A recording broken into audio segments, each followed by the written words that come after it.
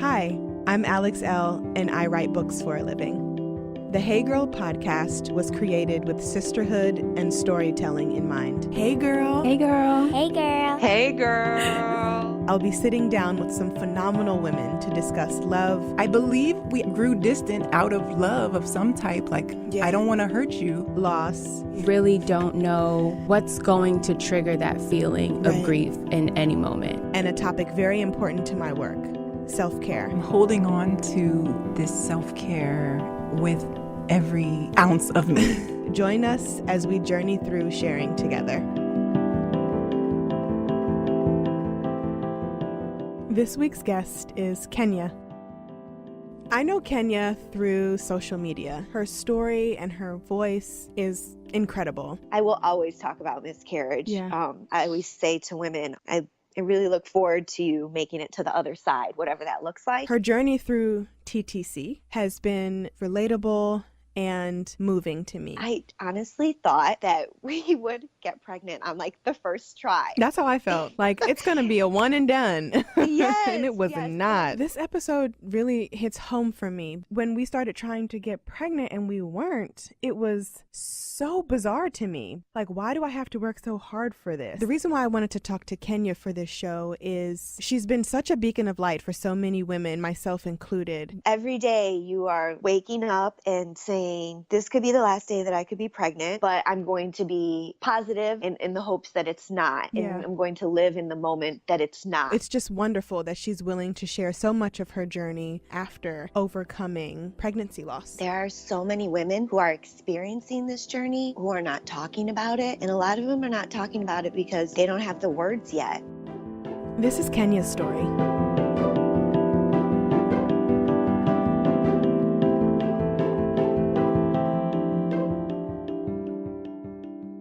Hey girl.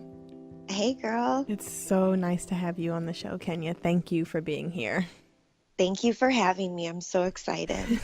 I'm honored to have you. I am quite familiar with your journey from what you've shared on Instagram, and it's just wonderful to be able to chat with a woman who has gone through what I've gone through and what so many other women have gone through. So we're going to jump right in. If you could, for those listeners who may not be familiar with you, just give us a little background on who you are, what you do, and why you are deciding to be so open about sharing your story to pregnancy, your journey to pregnancy, rather.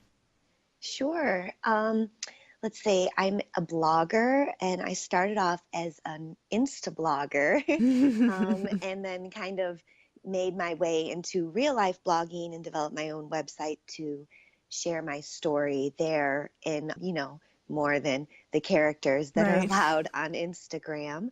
And so now I am just blogging and sharing my life, and I've decided to share my pregnancy journey, my TTC journey, and as you mentioned, I share my miscarriage journey, just because I know that there are so many women who are experiencing this journey and who are not talking about it. Yeah. And some are not talking about it by choice. Yeah. And a lot of them are not talking about it because they don't have the words yet. And so I'm hoping that by talking about it, I inspire other women to talk about it, and then slowly it becomes a conversation that's not taboo. Yeah. And not easy to have, because I don't think it will ever be easy to have, but maybe not so uncomfortable. Hopefully that women will say, hey, she's talking about it and I want to talk about it, and I don't know how to go about that, but maybe I could start here. Yeah. Yeah, absolutely. That's wonderful. That's really moving for me specifically because you were one of the first women on social media that I encountered who was public about having a miscarriage and just about your TTC journey. And this was before Ryan and I started trying for a baby. And when we did try, and it took a long time, and then we got pregnant naturally, but ended up having an early miscarriage, it was really bizarre. And me being a writer, of course, my first thing is to want to write about it, but I almost felt like I was voiceless in that moment. And you were one of the women who helped me kind of find my voice, talking about that experience. So can you give us a little bit of background on your TTC journey and how long you and your husband have been trying? And congratulations on your rainbow baby. You guys are so Thank cute. you. Any insight that you want to share about your journey, on the show would be much appreciated, because I know people are used to reading your words, but hearing your voice might have a different effect. So yeah, so how did it all start for you guys?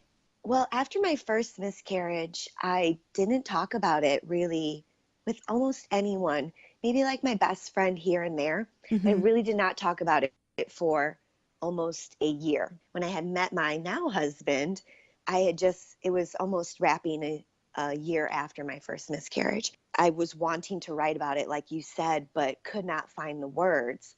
And he was like, don't push it. One day it will just surface. And he's right. It did. It just surfaced. And I think from there, talking about it launched me into healing. Yeah. I definitely don't think I was healing before I was talking about it. I think I was just surviving. So then I really feel like I began to heal. I moved to be here with him, and we experienced another miscarriage. So it would be like 2 years after that first miscarriage that we experienced another miscarriage. And I talked about it right away. Yeah, I remember that. Yeah, it was days almost afterwards. I said, would you capture this moment for me? And he took a picture of me, and I began writing about it just as candidly as possible. And I noticed that I healed not quicker, but more efficiently, maybe. No, that makes sense. Not the exact word, but Yeah. I felt better as I would talk about it. And even if people, weren't going to receive it well or engage in any type of reciprocation with me, it was really for me. Right. And just putting it out there, and almost in protest that Yeah. I would not grieve in silence.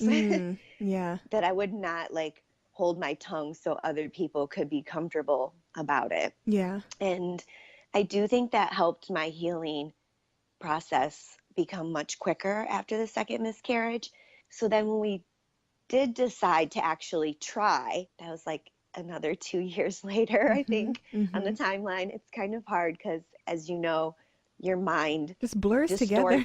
Yes, your mind distorts time. Yes. And I truly think that's to protect your heart. Absolutely. To let you breathe, so you can't lay in bed every night and relive every moment. It's a big blur. And I think that's with grief in general. So I think another 2 years later, when we were sat down and we were like, yes, we're going to do this, I honestly thought that we would get pregnant on the first try. I don't know why I thought that, but I definitely thought, okay, now I'm ready. We're educated, and we have been through a lot, so we know so much more. This should happen for us right away. That's how I felt. It's going to be a one and done. Yes. And it was not. Right. And almost arrogantly, I think it should have happened immediately, because I felt as though I had paid my dues. Absolutely. Oh my gosh. And I was owed this pregnancy, and I was owed an easy pregnancy and an easy TTC journey. I was owed this by the universe. Right. Give it to me. Give it to me. And so when I didn't get it, the first month, I think, was the hardest. Okay, so wait, I'm going to have to try again. Again. And so we were TTCing for, I want to say 4 or 5 months. And that is not a long time in the TTC world. That's not even enough time for a doctor to say, you have issues of infertility and let's check this out. That's normal. Just keep trying. Yeah. So I really acknowledge that when people ask me about my TTC process, I don't want to embellish or make people think that we were trying forever, because we weren't. And I know that we were extremely lucky in getting pregnant other people wait years and years to get pregnant in their Mm-hmm. TTC process. And so I'm just kind of sensitive to making sure I'm really honest about that and transparent that we did get pregnant like 4 or 5 months in. Right. But that 4 or 5 months was long Yeah. and trying, and a lot of building yourself up quickly, because I've talked about this before. Like, you have almost 28 days to experience the cycle of grief. Mm-hmm. And then you And got to get with it. yeah, and then you have to jump right back in the saddle and try to maintain positive vibes, because I mean, I know we're very similar in that we believe that energy is All things. everything, all things. And so if my energy is still sad and depressed and processing grief from the last cycle, I have doubts around my body being able to conceive. Right. So I'm trying to be positive, and I'm trying to look towards the future.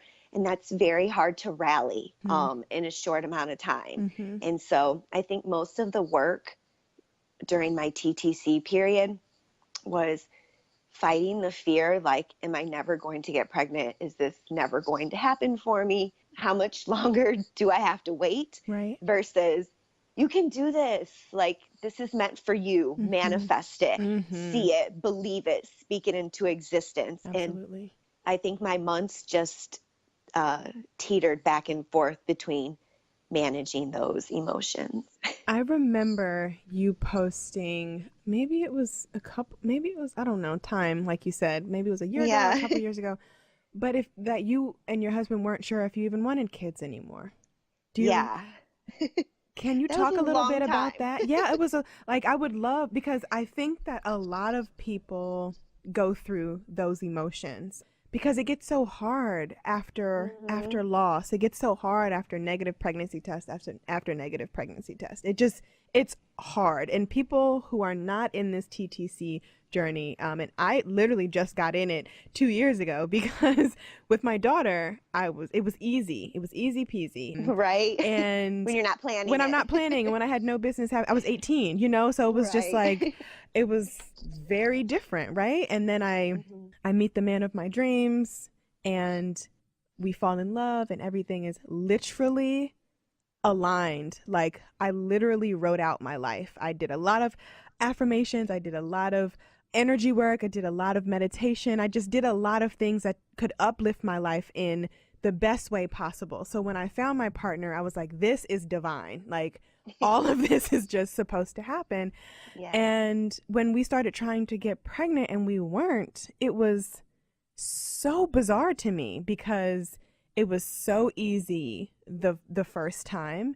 And I almost felt like, why do I have to work so hard for this? Like, everything else has come so easy. And then I meet my husband after doing a lot of work, because I put in a lot of the work, right? And then I just feel like, just like you said, I feel like I deserve this. I feel like we deserve this. And it just wasn't happening. So come to find out, we were experiencing mild male factor infertility.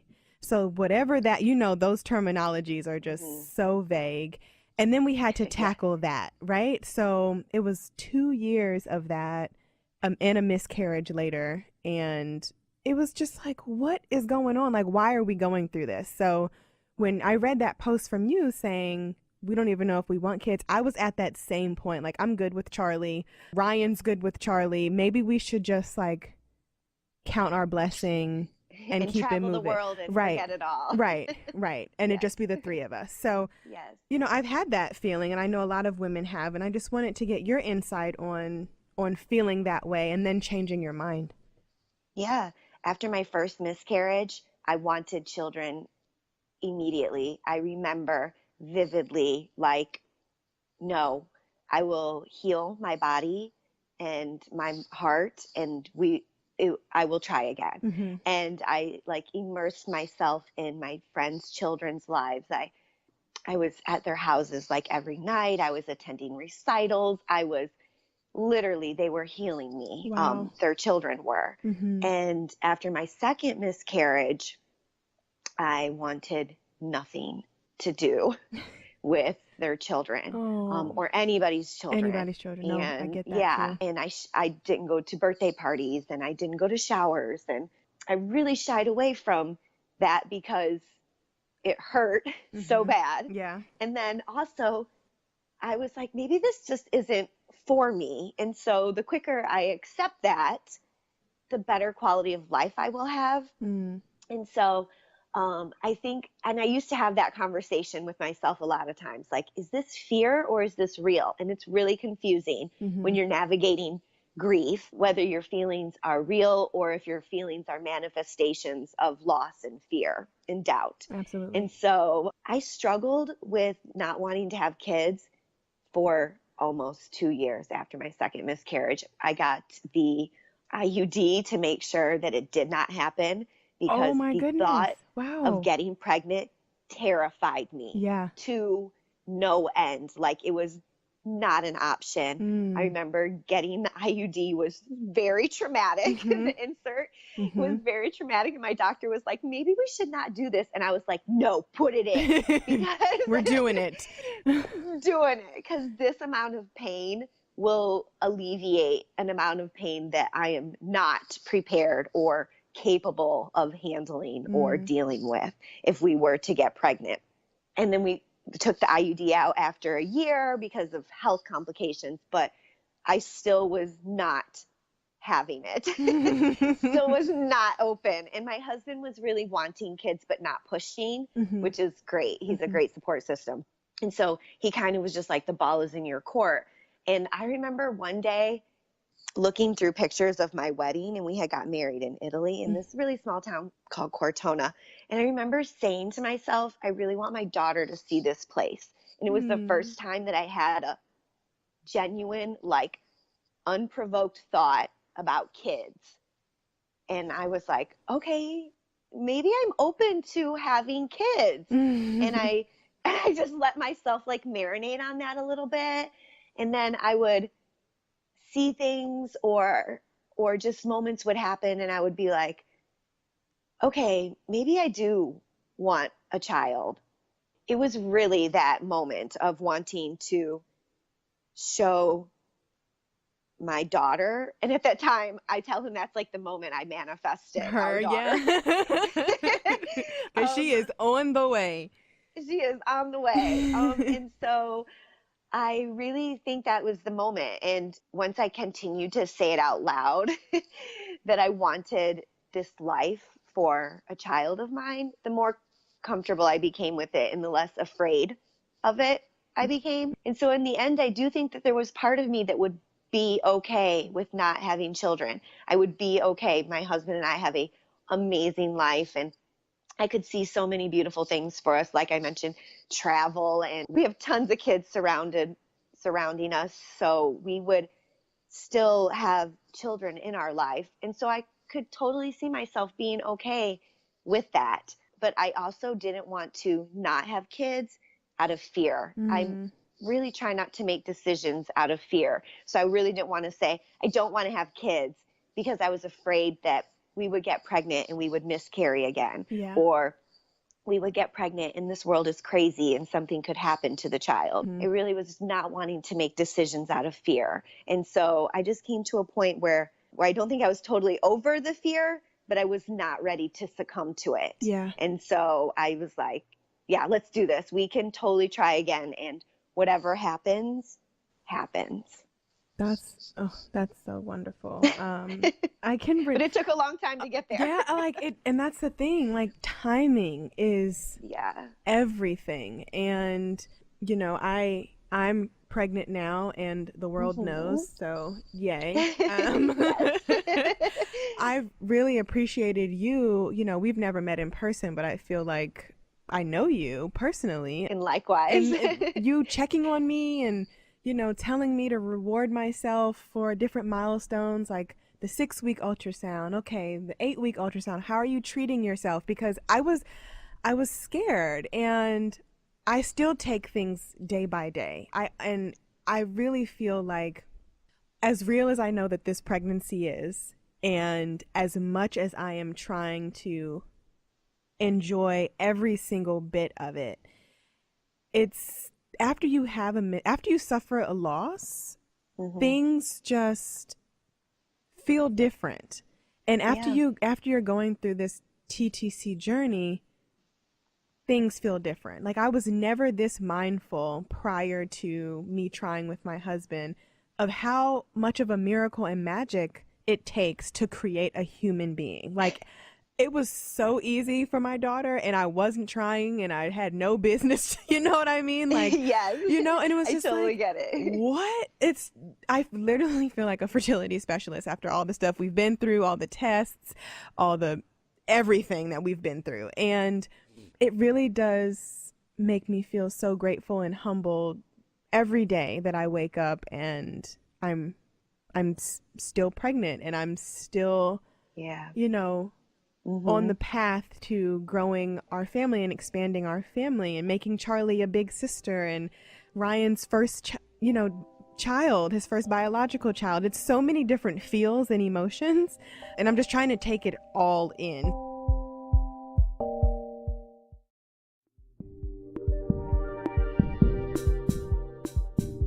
When you guys first found out you were pregnant with your daughter, how did you process that, and how did you not operate in fear? Because it's scary to not know, you know what I mean? And it's just really tricky. So I would love to hear your thoughts on becoming pregnant and not miscarrying and enjoying every moment that you can before she gets here and while she's in you, you know what I mean? Like, how has that been for you? So when I first found out that I was pregnant, since I was TTC, I was peeing on a stick every day. Girl. You know? So, yes. So it wasn't like one day I'm like, oh, I'm 5 days late. No. It was like 5 days before my period, and I'm peeing on a stick every day, and I'm like, come on. So when I actually like saw the stick turn, I was almost like confused because it had been negative so many times. Right. And I was like, oh my God, this is real. Right. And so like I had a moment like with myself, just celebrating like, okay, this is happening and it's real now. And it was very exciting. And as soon as that excitement set in, the fear was like its best friend, like right there. Like, hey. Like, yes, exactly. Like, this could end tomorrow. And so then I had to make a decision. It was I want to say 2 or 3 days before Christmas. I had to like decide when to tell my husband. And I wanted it to be, I always like break it up into two different worlds. Women who have never miscarried, they don't have these fears. And so they get to do things that women who have not miscarried get to do. Right. For example, they get to plan really exciting, we're pregnant moments, right? Yeah. Okay. So women who have miscarried don't usually get that luxury because, like I said, it could be over tomorrow. And we know this because we've experienced it firsthand. So you're like, do I tell this person now or am I waiting? There's a lot of questions that you're asking yourself how to go about this in the best way.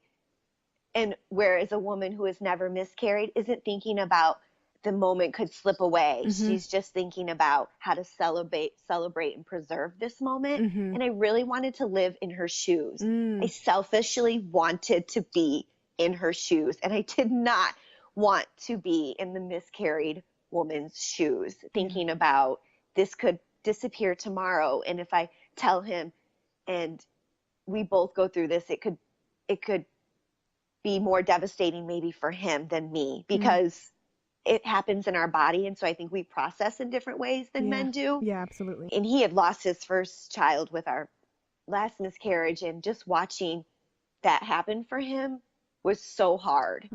So I really didn't want to put him through it again if I didn't have to. And so these are all things that women who have miscarried think about. Absolutely. And so I was like, I'm not going to be her. Right. I don't want to be her right now. Yeah. And so I'm going to do what a woman who has not miscarried done. And I'm going to plan for celebration, and I'm going to plan to preserve this moment. So no matter what happens, we get this moment of excitement. We get this moment of celebration. And so I planned to like tell him on Christmas Day through a gift, and I wanted the tears and I wanted the excitement. I wanted it all. I deserved it. Absolutely. And so I moved forward with that plan. And so that's how I told him. And as soon as I told him, again, the miscarried woman's fears set in, like, so now he knows, and now we both know, and we've had this moment of excitement. How long do we get to live in it? Yeah. And honestly, the whole first trimester and a half was like that. Yeah. Taking every single day and battling the fears of a woman who has miscarried, Yeah. and fighting for the joy that a woman who is not miscarried naturally gets. And it was every day I would wake up and be scared immediately that perhaps my symptoms slipped away in the night, and so did the pregnancy. And I was still taking pregnancy tests like probably until like 8 weeks. Girl. Like every day. Me too. Am I still pregnant? Okay. Right. I am. Right. Right. And my Yeah. husband's like, everything's fine. And would be reassuring me. And still that wasn't enough. And so every day that I didn't have symptoms, I cried. And he would be like, you need to embrace this reprieve and enjoy the moment that you're not feeling like awful. Like crap, right? Right. And I would be like, no, I want to feel like crap, because then I know the baby's there, and I know the baby's growing, and it's a sign of life. And so I gladly take it on. Yeah. And so, like I was telling you, I was just celebrating every little thing I could. I was taking every fear I had and was trying to counter it with a celebration, with a moment of joy, with a memory, because you just don't know how long you're going to get to be pregnant. And with my last pregnancies, I didn't really like live in the moment, and I didn't really celebrate, and I wasn't mindful, like you said. It was like all happening very fast, and I just wasn't living in the moment enough. And I really wanted to be in the moment with this pregnancy, so that if something happened to her, I would look back and say, I still had all this. Yeah. I still had all these moments. Yeah. And so, Wonderful. like you said, I was celebrating at 6 weeks. You know, we still got her, or, you know, at the time we didn't know it was her, like, we're still pregnant. Yeah. And I would do something at 6 weeks, even if it was like eat a like lavish meal, like something small. Like I told you, I bought bras one week. Yeah. I actually went and did the same thing when you were like, go get something nice. So me and Ryan went to Soma and got new panties and new bras for those these swollen boobies. And it was good. And I needed that from you because I was terrified. Yeah. Every day you are waking up and saying, this could be the last day that I could be pregnant. It's very real. But I'm going to be positive in that it's in the hopes that it's not. Yeah. And I'm going to live in the moment that it's not, because it's not healthy to live in the moment that it is. Right. For you physically or mentally, you know, it affects, I truly believe it would affect my pregnancy had I wallowed in that fear instead of choosing to fight it. Yeah. With joy. And I did that until probably the middle of the second trimester. And then I felt like a breath, like, and I started to like be excited and get really wrapped up in, you know, dressing the bump and things like that. And now that I'm in the third trimester, the fear has definitely returned. And I'm living in every day, do we get to keep her? And okay. It's hard. Yeah. It's hard, but I mean, every day there's a physical reminder now. There's a huge bump. Yeah. It's a physical reminder that she's here, and we're just pushing to that finish line. But every day is a fight, and it's a fight that you just have to make. You have to rally. I keep saying that, but you must rally for yourself, for your family, for your child. Mm-hmm. You must rally. You have to fight the fear, and you have to acknowledge that it's most likely not going to go away. Right.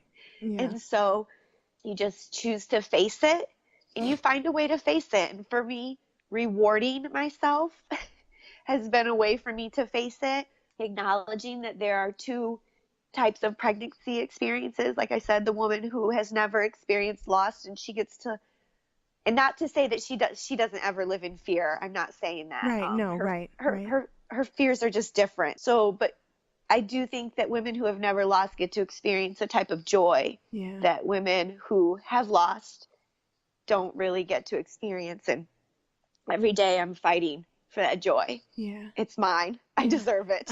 I want it. I'm going to to take keep it. Yes. No, I mean, listen, you are speaking. I feel like it's so funny because people are always like, Alex, you're saying exactly what I want to say. And I'm just like, Kenya's saying everything that I want to say, have been saying, and I've been saying to myself and to my husband. And it's so interesting, this journey. And when we talked maybe a week ago or so, and you were like, have you gotten a Doppler? And I was like, no, I'm not getting one, so I'm gonna drive myself crazy. And I got one like the next day. I was like, I want to get one. And I've been listening to baby's heartbeat, and that's our reward as a family too, like enjoying those little moments, and Charlie hearing her siblings' heartbeat. And it's just trying to look at things in a way that is rooted in resilience and not fear. And while we have our moments of fear, not letting that overcome our joy.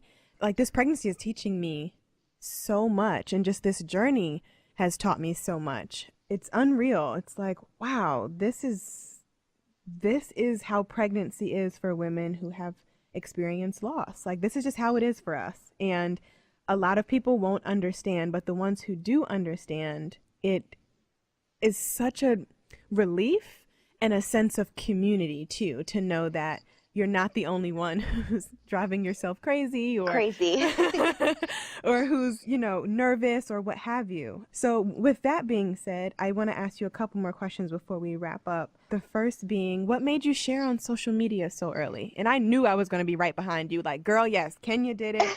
I'm going to do it. If she can do it, I'm going to do it. What made you share so early? I think that when I share, no matter what I'm sharing, it makes things very real. Yeah. For me, it's almost like when I share, it's almost like undressing.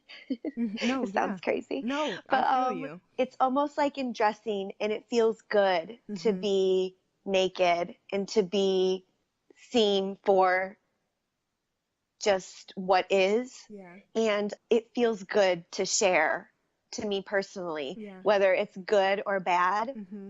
I just feel so much better after sharing. And a part of that comes from when I share, we've talked about this. Social media is a weird place. Yeah.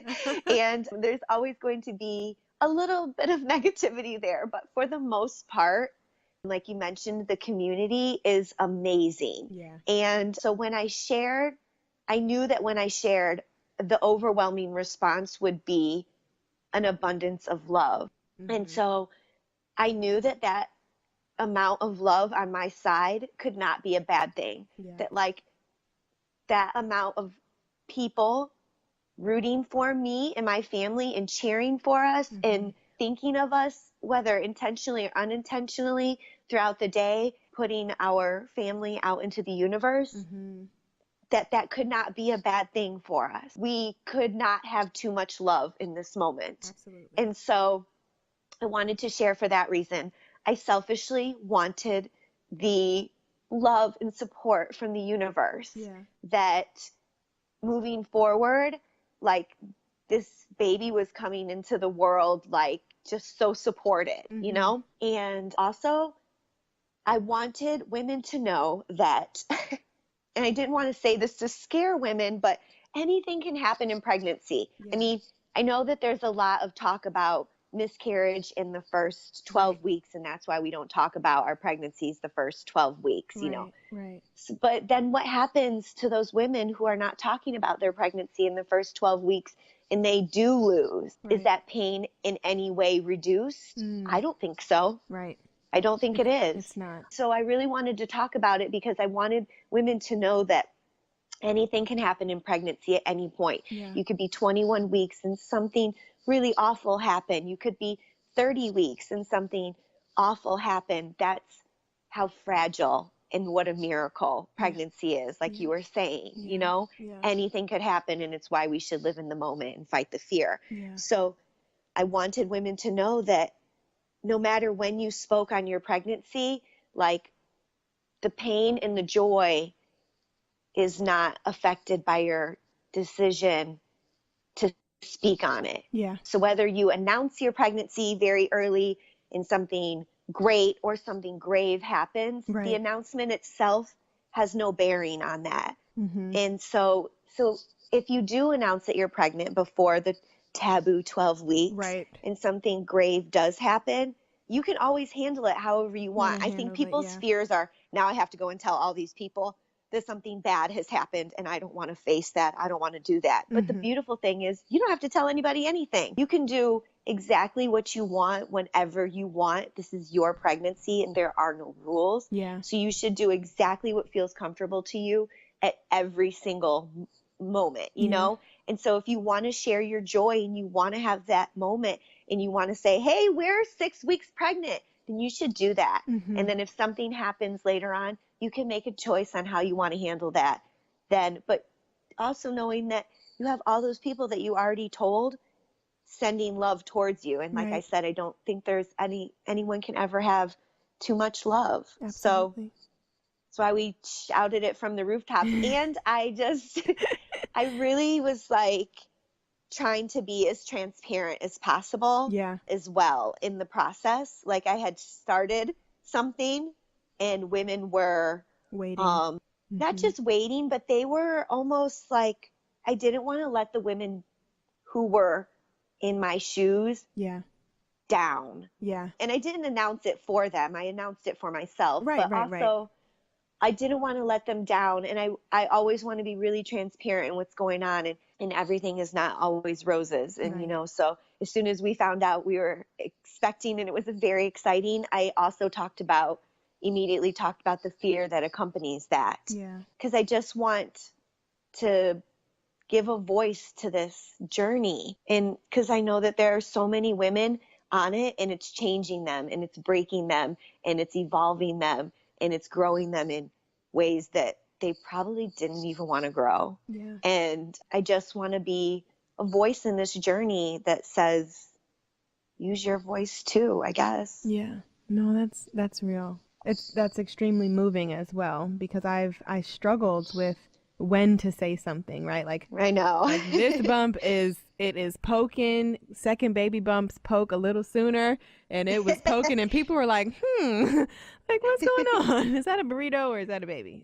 So I was just trying to find the way, not even the right way to do it, but just the way to do it that honored me and my family, but also, as I mentioned on my post, honored the people who still are walking through this, haven't gotten pregnant yet, haven't held their rainbows babies yet. You know what I mean? Just trying to be mindful and gentle, because on social media, as great as a tool as it is, I've met some marvelous people, I've made some amazing connections. It can be very overwhelming, specifically when there's things in your life that are sad and scary and that you're easily triggered by. Social media is like the queen of triggers, and your explore page knows all your triggers. Exactly. And I just wanted to make sure, and I still want to make sure, that I'm being sensitive to those who are still on the journey to even conceiving, right? So I don't ever think our journey's over. And I was talking to a woman yesterday. She reached out to me and she was saying, you know, I know this is sacred for you, and I know that you may be a little scared and that you're just ready to reach the end, but just enjoy every single moment until you do. And that's how I feel. I just wish it was the end, but I want to enjoy everything in the middle too. Yeah. It's so tricky. It's complex. It It's is very complex. so, who knew? Like, it is You so complex. you want the reward before the potential for it to slip away, but you Yeah. also want the experience of the journey. Yeah. Yep. And it's hard to have both It's when you are in our position. Exactly. So my last question is, how do you maneuver around women who have had miscarriages and you're now in the position where you are close to holding your little one? I know that some women still don't like to talk about it. I reached out to a woman a few weeks ago and was congratulating her and sending love to her family, and I mentioned, that we had both had miscarriages and now our rainbow baby is on the way. I mentioned this to you briefly. Yeah. And she didn't respond. Like, she didn't say thank you, she didn't send a heart, she didn't say anything. And I kind of felt like I may have overstepped my boundaries by reminding her that she had a miscarriage. So I had to kind of check myself and be like, well, maybe she didn't want to be reminded that she lost a baby previous to this baby. And of course, I didn't mean to insult her or trigger her, but as we're walking through this journey, how do you find the words when you're interacting with women who are either pregnant, have had losses, and haven't gotten pregnant yet? How have you found the words to interact with them? So I think every situation probably is unique, but I think that the most important thing is, and I touched a little bit on when we were talking about this, is that I stay true to myself Right. and my journey. And and we talked a little bit about this, which is why I was like, no, you should tell the world that you're pregnant. I know. And, because, you provide a light of hope and things like that. And so I think that for me, that is how I move forward. Yeah. That I'm excited and I want to share my story, and I don't want to hide my story, and I don't think I should have to hide my story. And so I'm not going to. Right. And so I know exactly what you're saying, because when I would see, my best friend got pregnant shortly after I miscarried, and I can only imagine how hard that was for her to tell me that she was pregnant. Right. But you know what? Is even in my moments of weakness where I would question, how is this happening for someone else and not me? Yeah. Because Yeah. we have those questions. Yeah. And we have those dark thoughts, even if people don't want to acknowledge them. Yeah. Yes. I'm still over the moon for her. I'm Yeah. still so happy for her.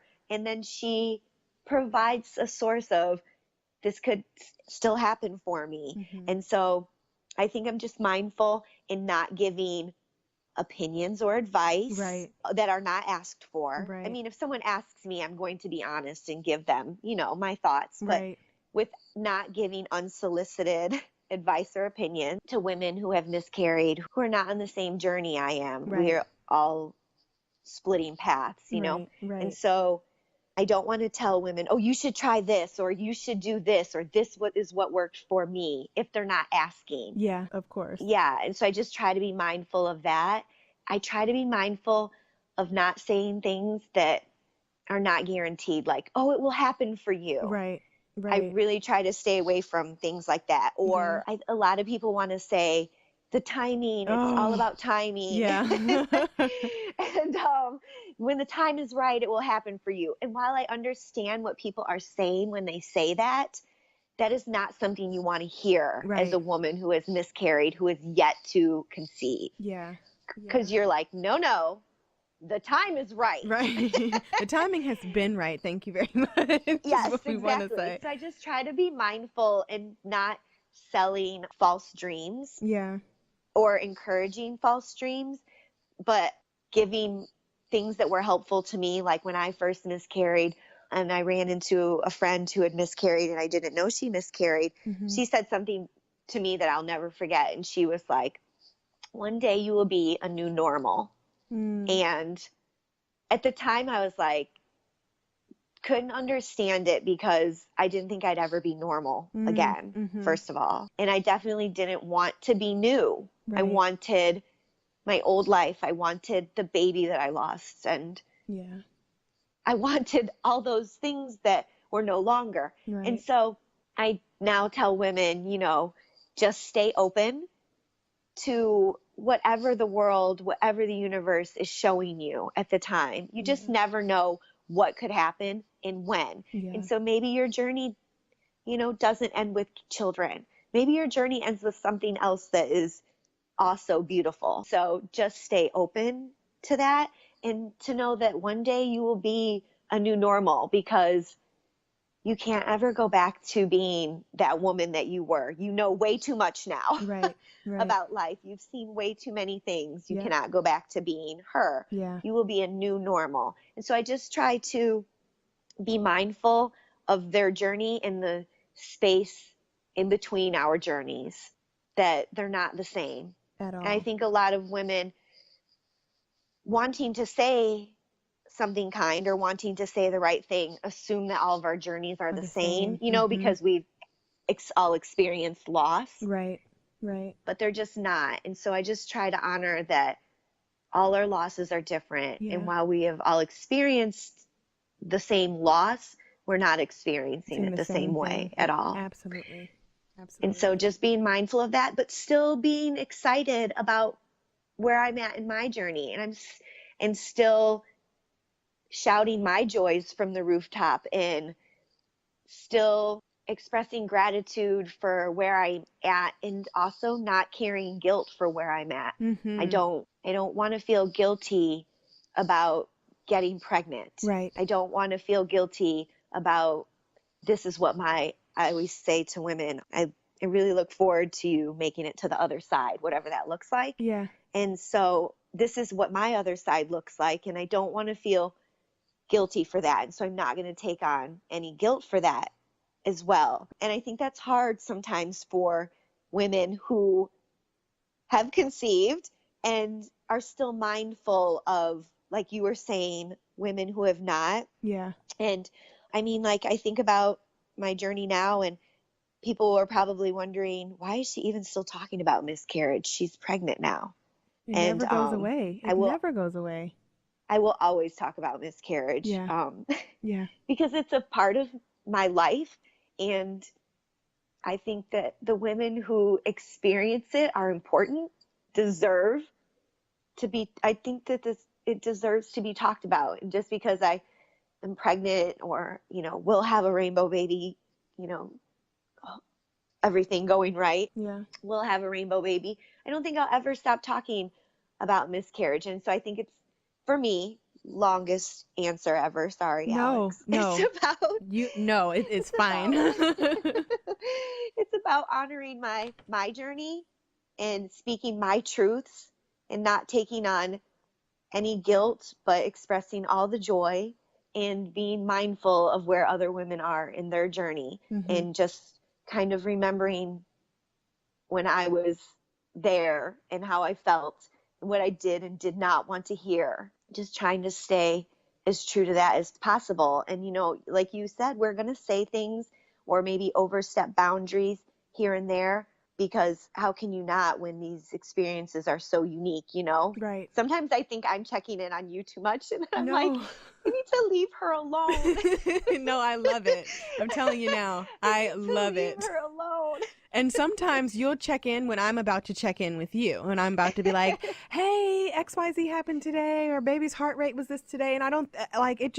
It's so funny. I'm an open book, and I am learning how that, yes, being an open book has helped so many people. It's helped me, right?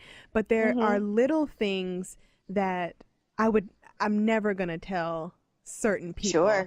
And just being able to share this experience with you and see your journey and read your words and read your journey, it gave me hope. And the fact that you embraced me, and when I reached out to you about being pregnant, and it was early on, you just immediately made me feel comfortable and wanted and warm, and it just made me happy to have someone who's been in my shoes who I could talk to about it. And it's hard to explain. I'm trying to put it into words, but I don't have any friends who've really gone through what I've gone through. There's a couple, but like you said, a lot of people don't really actively talk about it. Mm-hmm. And when you find people who are willing to talk about it and who are willing to love you through it, it's a blessing. So I just want to thank you for, checking in and just being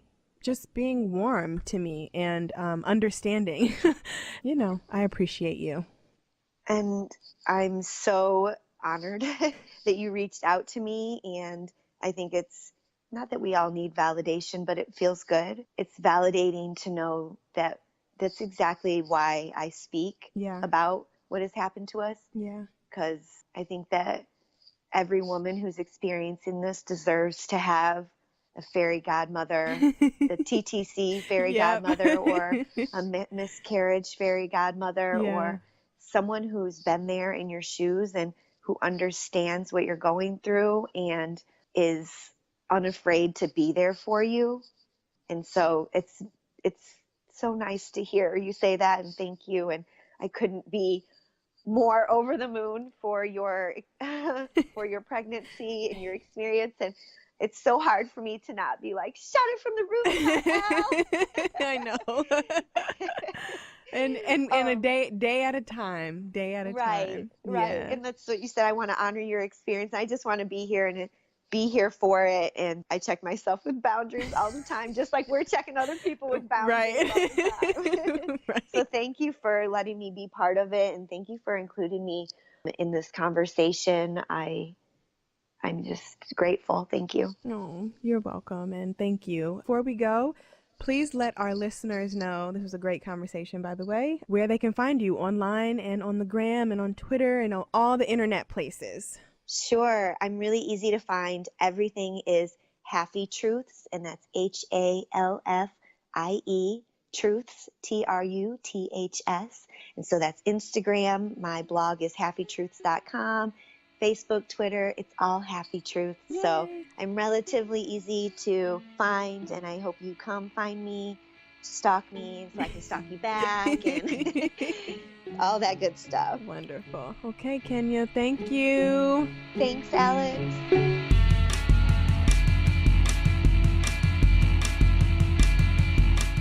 Hey Girl is a member of the District Productive Network. Produced by Jamie Benson and me, Alex Elle. Music provided by DC's own Kokai.